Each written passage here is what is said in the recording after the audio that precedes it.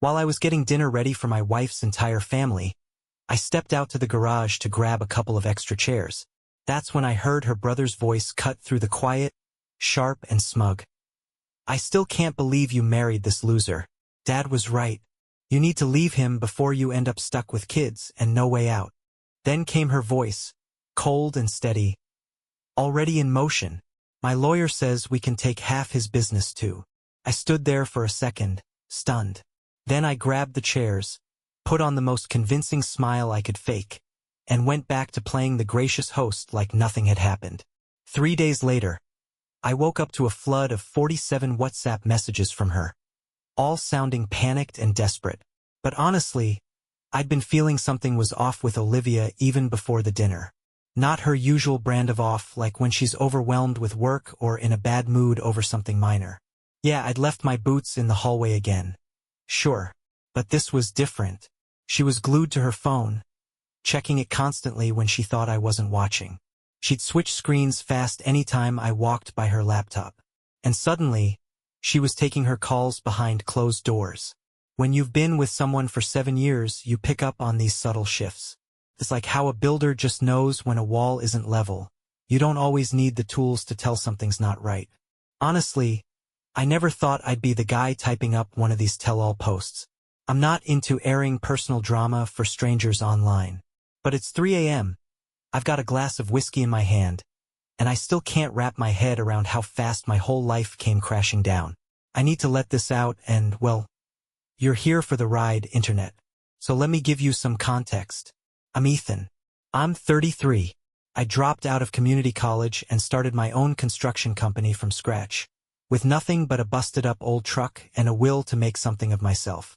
Now, I've got 5 crews working projects across the county. We're not some big-time firm, but the work's steady, and it more than covers the bills. Olivia, she's 31, has been my wife for 7 years. I supported her through law school, paid her tuition, covered rent, all of it while I was building my business from the ground up. She comes from an upper-middle-class family. Let's just say they were never thrilled about their daughter marrying a guy who works with his hands. Her dad, Liam, is a financial advisor of some kind. Her mom, Sophia, flips houses. And then there's her brother Jackson, who walks around like his business degree makes him a titan of industry. To be fair, I always knew they didn't really see me as good enough.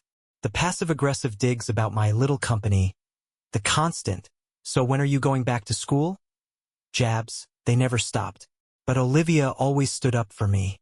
Or at least I believed she did.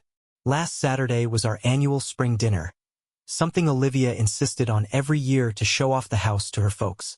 I spent the whole morning getting everything just right. Cleaned up the yard, pressure-washed the deck, helped with the meal. I'd been up since 6, getting the smoker going for the brisket I'd been dry-aging all week. Olivia was more on edge than usual, snapping at me over every little thing. But I figured it was just the usual family dinner tension. Everyone started showing up around for her parents, her brother Jackson and his wife, her younger sister Ava, who's still in grad school. Her mom instantly went in on the living room setup, critiquing every piece of furniture like it was a design competition. Her dad asked those loaded questions about my business, you know, the kind where he's clearly hoping I'll say it's falling apart. By 6, dinner was just about ready. I'd set the table with our best plates, the wedding gift ones we hardly ever use, but realized we were short 2 chairs. So I headed out to the garage to grab some folding ones. That's when I heard voices from around the side of the house. I paused. It was Olivia and Jackson, standing by the azaleas, sharing a cigarette. That alone caught me off guard. She supposedly quit smoking 3 years ago. I was just about to call out to them when I heard my name. I froze on the spot. Jackson was laughing, saying he still couldn't believe she married that, and how their dad was totally right. She needed to get out before kids made it permanent. Then Olivia said something that hit harder than anything I've ever heard. "It's already in the works. My lawyer says we can take half his business." I stood there, stunned, frozen. They kept laughing, talking like I wasn't even real, like I was just some placeholder in her life. She mentioned some guy named Dominic, apparently a way better match for her, and said she'd wasted her prime years with me while I was off playing construction. Ever had a moment where your entire reality just fractures? 7 years of marriage. All those late nights helping her prep for exams. The trips we skipped so she could buy more textbooks. The extra jobs I picked up to make sure her loans got paid. All of it suddenly reframed under the brutal spotlight of what I just overheard. But I didn't say a word. Didn't scream. Didn't barge around the corner demanding answers. Something inside me just shut down. Went quiet. I backed away from the corner, went into the garage like nothing had happened, grabbed the chairs, and took a moment to breathe. 3 deep ones. Then I walked back into the house wearing the most forced, photo-perfect smile I've ever managed. I caught my reflection in the hallway mirror on the way back in. I looked completely normal. Like nothing had cracked. But inside? Everything had changed. Inside? Total nuclear wasteland. The rest of that dinner felt like I was floating above it, watching some poor bastard play husband while his world quietly collapsed under the table. I poured wine, carved the brisket, laughed at her dad's recycled finance jokes. Meanwhile, I watched this woman, my wife, sit across from me like nothing was wrong. Like she wasn't already halfway out the door with a match in one hand and a can of gas in the other. I kept studying her face, trying to find the version of her I married. Was that contempt always there, just buried under a smile? Or was I just finally seeing things clearly for the first time? At one point, her mom complimented the food and asked for my secret recipe. I nearly lost it. 7 years of dinners and now she decides I might have something worth contributing? I told her about the dry aging process like I was reading off a cue card while my brain screamed in the background. Then Ava, Olivia's sister, looked at me. Not just glanced. Looked. Like she could tell something was off. She's the only one in that whole family I've ever halfway respected. I wonder if she picked up on it. If she knew. After dessert, Jackson raised a glass and made some over-the-top toast to family and exciting changes ahead.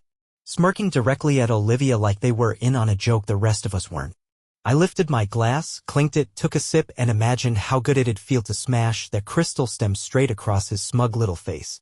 By the time they all finally left around 11, I was running on autopilot. Olivia started humming while she cleaned up, humming like she hadn't just dropped a nuke on our life. I told her I'd take care of the rest, that she should go get some rest. She kissed my cheek and said I was such a good husband. I had to swallow hard not to throw up right there on the kitchen floor. After she went to bed, I went to her laptop. New password screen. That was new. But I knew her patterns. Took me 3 guesses. I wish I hadn't gotten in. The emails to her lawyer dated back 3 months. She'd been laying the groundwork all this time. The plan was to file right after she secured a partnership at her firm, use the married status, my income, our house to polish her resume. Then cut me loose. There were spreadsheets. Documented values for my business, personal accounts, even a timeline for when to initiate everything. Then I found it, a transfer record. She'd been moving money in small amounts to a separate account for months. Always just under the threshold that would trigger alerts. $20,000. Gone. That was our expansion fund. The money I'd saved for new equipment and a second truck. She didn't just betray me, she robbed our future. Our dream. And then there was D. A saved contact in her texts. Dominic. Apparently he wasn't just the better fit. He was already on the job. Texts dating back 6 months. 6 damn months. I didn't sleep that night. Or the night after. Called in sick to work Monday, first time I've done that in 3 years, and went to meet a divorce attorney. Henry. A buddy referred me. I laid everything out. Showed him the screenshots, the financials, the emails. Henry didn't sugarcoat it. In our state, she could argue for half the value of the business since it grew during the marriage, even though she never once showed up to a job site, never made a single call, never lifted a goddamn finger. When he said the number she could walk away with, I felt the floor tilt. Like someone punched the air out of my lungs. I asked him straight, so what now? I just roll over and let her take it all? Henry started talking about amicable resolutions and minimizing damages. But I was already gone. Mentally. Something snapped inside me that night. Not rage. Not even sadness. Clarity. That evening, Olivia asked if I was feeling any better. She'd brought home soup. Played the concerned wife like she was auditioning for a Hallmark role. I said I was tired. Probably catching something. She nodded sympathetically. Told me to rest. Said I should see a doctor. The performance? Oscar-worthy. I smiled, thanked her, told her I loved her. She said it back without blinking. Those 3 little lies falling out of her mouth like it was nothing. Then she went back to scrolling Instagram. Stopped on a photo her sister had posted of us from last Christmas. Caption said #couple goals. I almost laughed. It was surreal. Like I was sitting next to a stranger wearing my wife's face. Every gesture, every word, it all felt scripted. And the question hit me like a 2x4, was she always like this? Or had I just been blind? Either way, it didn't matter now. Here's the thing, I've never been the revenge type. When contractors screw me, I cut ties. When clients delay payment, I figure it out. But this isn't business. This is my life. And as I lay there that second night, staring at the ceiling while she slept next to me, probably dreaming about spending my money with her backup boyfriend, something inside me hardened. They underestimated me. All of them. They saw the dirt under my nails and the old truck and assumed I was simple. Easy. Disposable. What they never realized is that building something from nothing takes more than elbow grease. It takes strategy, foresight, discipline. I started making calls the next morning. First to my bank, then to my business partner, then a couple key clients. By lunchtime, the skeleton of a plan had taken shape. By dinner, I knew exactly how I was going to burn their little scheme to the ground.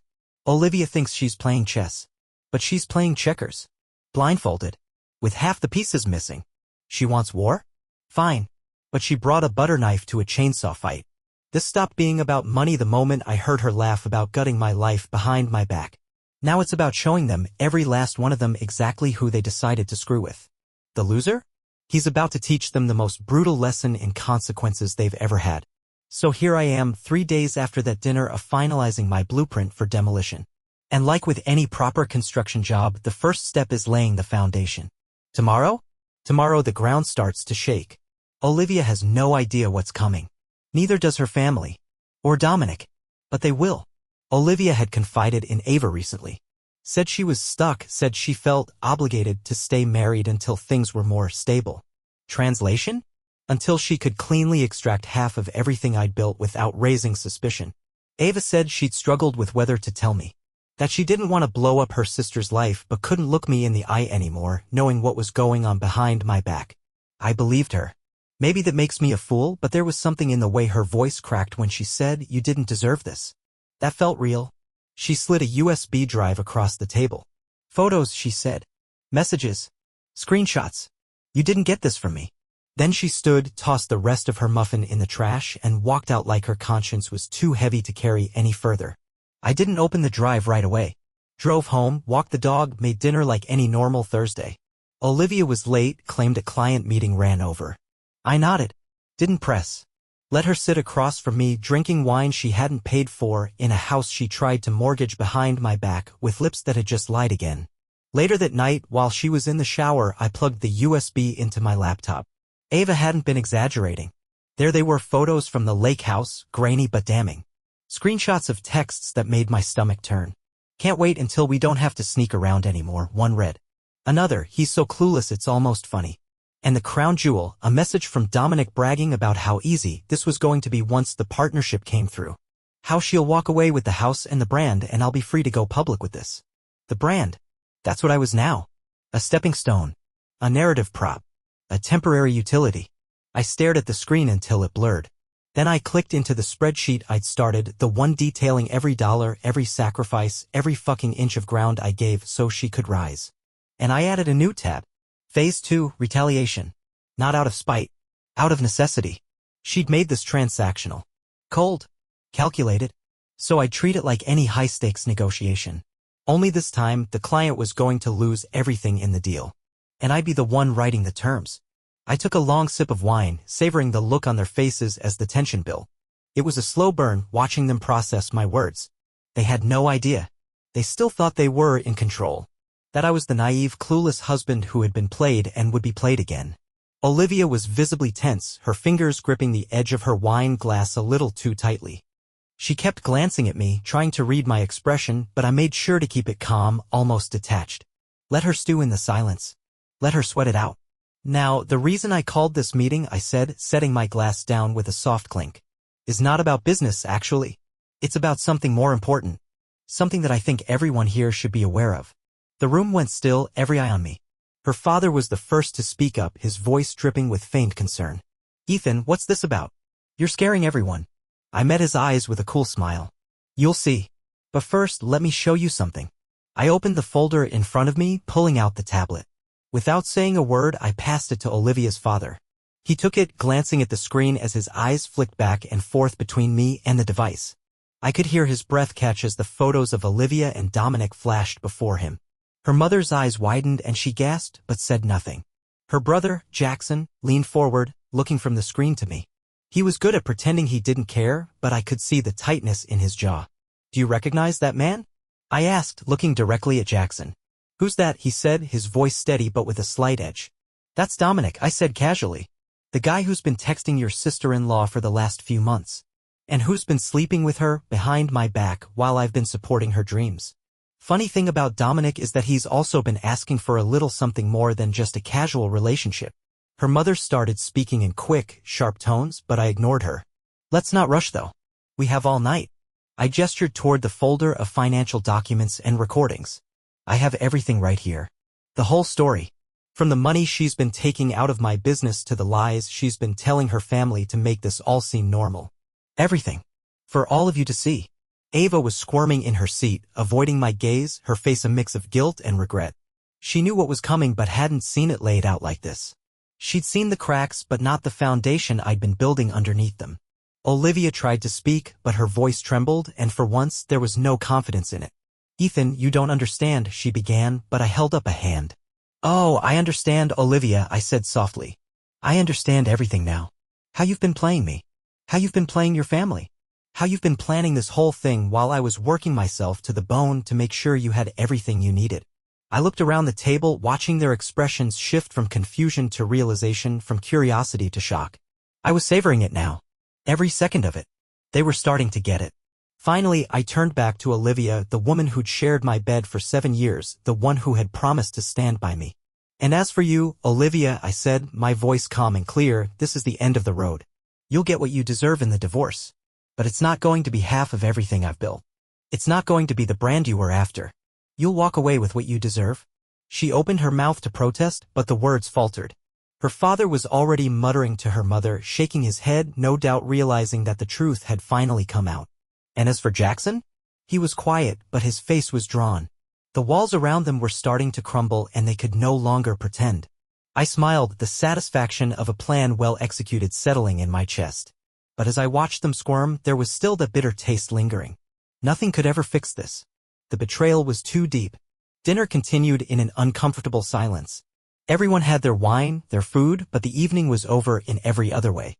My marriage had been a house of cards, and with this final reveal, it had come crashing down.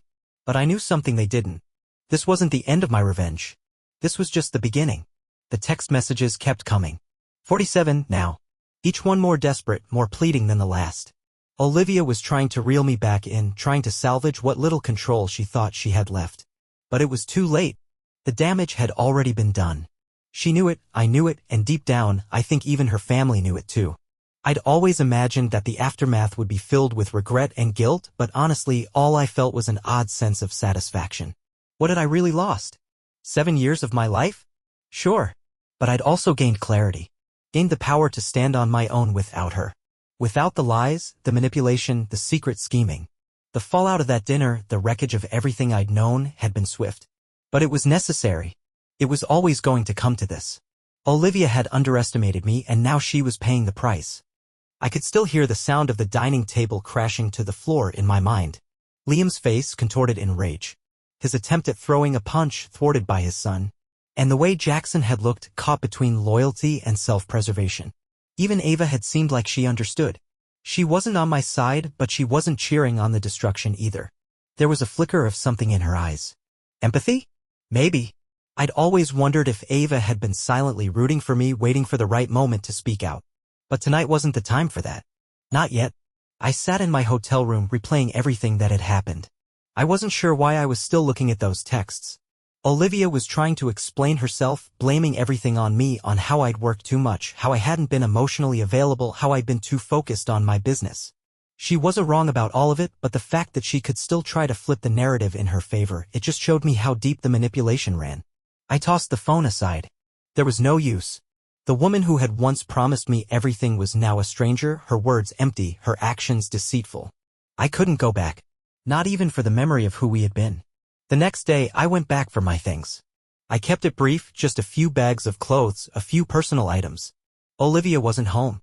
It felt cold and hollow in that house that had once been a symbol of a life we had supposedly built together.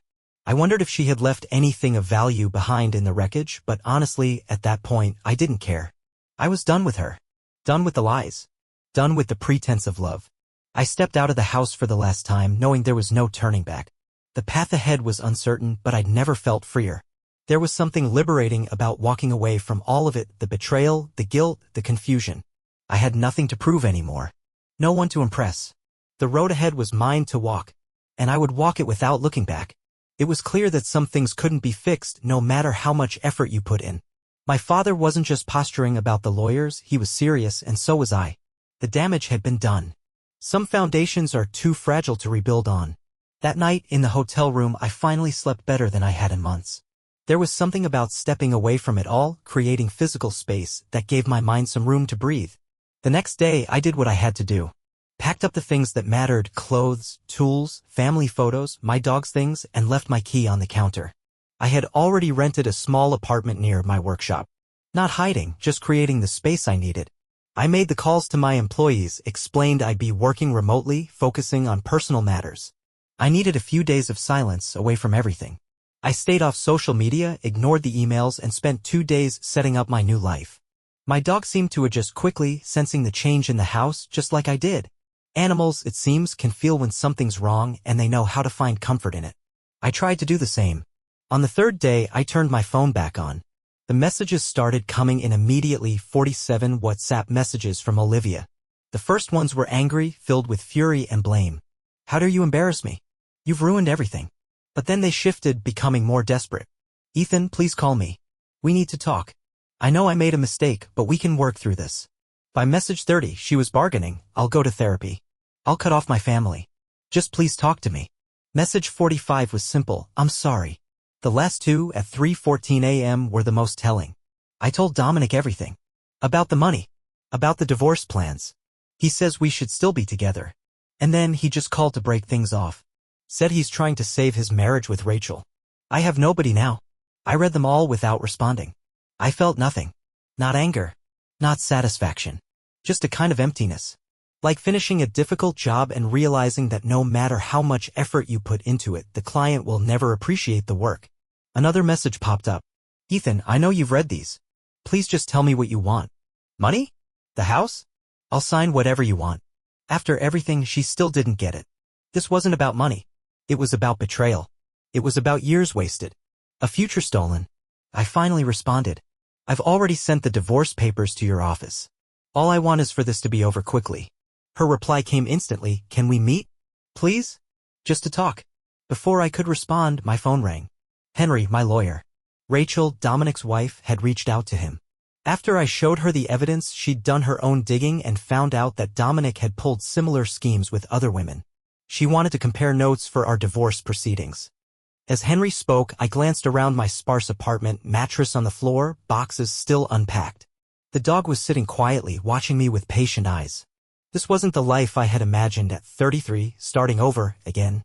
But sometimes you have to tear everything down to fix a compromised foundation. I agreed to meet Rachel for coffee. Not for any romantic reasons, but because there was solidarity in shared betrayal. After hanging up with Henry, I sent Olivia one final message. There's nothing to talk about. The marriage is over. Please direct all future communication through her lawyers. Then I blocked her number. That afternoon, I took the dog hiking. My phone buzzed with a text from Ava. Heard you moved out. Olivia is staying with our parents. Dad's on the warpath, but Mom's finally asking questions about what really happened. Think his perfect daughter facade is cracking. I replied, thanks for letting me know. Hope you're okay in all this. Her response, I am. Better than okay, actually. Finally told them I'm dropping out of the program they chose for me to pursue what I actually want. Guess your courage was contagious. As the sun set, I watched my dog explore the trail, tail wagging without a care. 7 years gone. Countless hours worked. A future planned and destroyed. But there was freedom too. Truth. A chance to rebuild something authentic. My phone buzzed again, Rachel confirming our coffee meetup along with a link to a support group for people dealing with divorces involving financial deception. Apparently, it was more common than I realized. I pocketed my phone and called my dog to head back. Time to make dinner. Maybe unpack some more. Small steps. One day at a time. Like any good building project, the foundation comes first. This time I was making sure it was solid.